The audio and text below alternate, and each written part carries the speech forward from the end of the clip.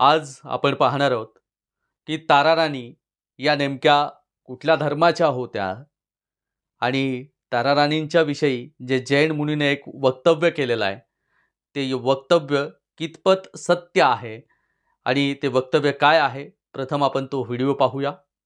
औरंगजेब ने शिवाजी के पुत्र को पकड़ा, उनकी दोनों आंखों को निकाल दिया, उनके शरीर के टुकड़े टुकड़े करके कुत्तों को खिला दिए। और ऐसे समय के अंदर एक और जैन रानी का उदय हुआ, ताराबाई देवी, और उन्होंने युद्ध की सुकान ली और औरंगजेब को परास्त करके धूल चटाने का काम एक जैन रानी ने किया। ये इतिहास जैन महिलाओं का इतिहास है, ये कायरो का इतिहास भारत का कभी नहीं होता। हा व्हिडिओ पाहिला।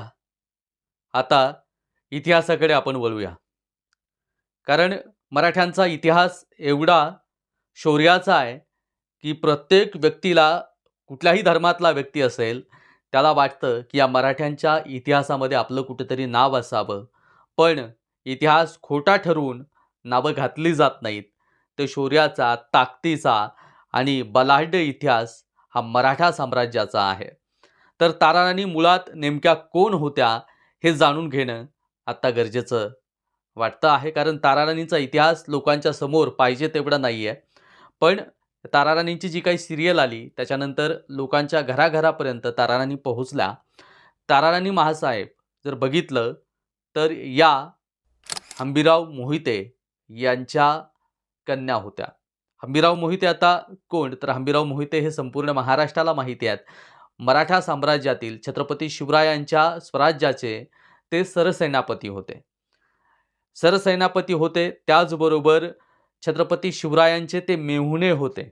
मेहुणे कुण्या नात्याने, तर सोयराबाई यांचे ते सख्खे भाऊ होते, म्हणजेच सोयराबाईंचा भाऊ, त्याचबरोबर छत्रपती शिवरायांचे ते व्याही होते। व्याही कुठल्या नात्याने, तर छत्रपती शिवरायांचे पुत्र राजाराम महाराज यांना तारा राणींच्या सोबत, म्हणजे राजाराम महाराजांचा तारा राणींचा विवाह झाला आणि तिथून छत्रपती शिवरायांचे ते व्याही सुद्धा झाले, अर्थात राजारामांचे मामा झाले आणि त्याचबरोबर छत्रपती संभाजी महाराजांचे ते सावत्र मामा झाले। म्हणजेच इथे जर बघितलं तर तारा राणी या मराठा होत्या हे पाहायला मिळतं। मग पुढे इतिहास ज्यावेळेस उभा राहतो, तो इतिहास छत्रपती शिवराय ज्यावेळेस जातात आणि छत्रपती शिवरायांचा देहांत होतो, त्याच्यानंतर सोयराबाईंचा जो काही इतिहास पुढे येतो, इतिहासाच्या माध्यमातून ज्या काही गोष्टी पुढे येतात की हंबीरराव मोहितेंच्या कडे पत्र घेऊन जर कोण गेलं असेल तर अण्णाजी पंत, मोरोपंत पिंगळे ही सगळी लोक हंबीरराव मोहितेंकडे गेली आणि सांगितलं, गडावरून निरोप आलाय आणि संभाजी महाराजांना कैद करायचं आहे, तुमचा सख्खा भाचा राजारामांना आपल्याला गादीवरती बसवायचं आहे। त्यावेळेस स्वराज्याच्या प्रती जी निष्ठा, शिवरायांच्या वरती असलेलं प्रेम हे हंबीरराव मोहिते यांचं जागं झालं आणि हंबीरराव मोहितेंनी सांगितलं की हे कधीही शक्य होणार नाही, जोपर्यंत स्वराज्याचा धाकला धणी, म्हणजे अर्थात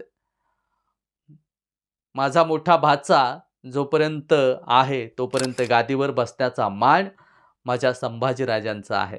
आणि त्या सगळ्यांना पकडून संभाजीराजांकडे नेण्यात आलं आणि म्हणजे एक विश्वास दर्शवणारा स्वराज्याप्रती जो सरसेनापती आहेत, अर्थात हंबीरराव मोहिते यांची मुलगी तारा राणी, आणि तारा राणींना तलवारबाजींचे, घोडस्वारीचे जे काही धडे दिले गेले ते म्हणजे हंबीररावजी मोहिते यांना बालपणापासून त्यांनी पाहिलं आणि बालपणापासूनच ते धडे गिरवायला लागल्या आणि तलवारबाजी अत्यंत उत्तम आणि तलवारबाजीमध्ये तरबेज असलेल्या तारा राणी ज्यावेळेस संभाजीराजांना कैद केलं गेलं त्यावेळेस स्वराज्याच्या वरती आलेलं संकट हाणून पाडण्यासाठी तारा राणीने पुढे येऊन या मातीत औरंगजेब गाडला हा इतिहास मराठ्यांच्या शौर्य दाखवणारा आहे आणि मराठ्यांचे शौर्य असलेल्या स्त्रियांचा सुद्धा इतिहास आहे. आणि या इतिहासाला पुसण्याचं काम काही लोक करताना पाहायला मिळत आहेत. कारण छत्रपती शिवरायांच्या विषयी प्रचंड मनामध्ये ज्या काही गोष्टी आहेत किंवा काही लोक मुद्दामून छत्रपती शिवरायांचा इतिहास पुसण्याचं सुद्धा काम करतायत, त्यांना माझं सांगणं आहे, इतिहास पुसला जाणार नाही. कारण जोपर्यंत या महाराष्ट्रामध्ये, कारण छत्रपती शिवरायांचा इतिहास पुसायला जाणाऱ्या लोकांना माझं सांगणं आहे की छत्रपती शिवराय ही महाराष्ट्राची अस्मिता आहेत. ताराराणी या महाराष्ट्राच्या अस्मिता आहेत. आणि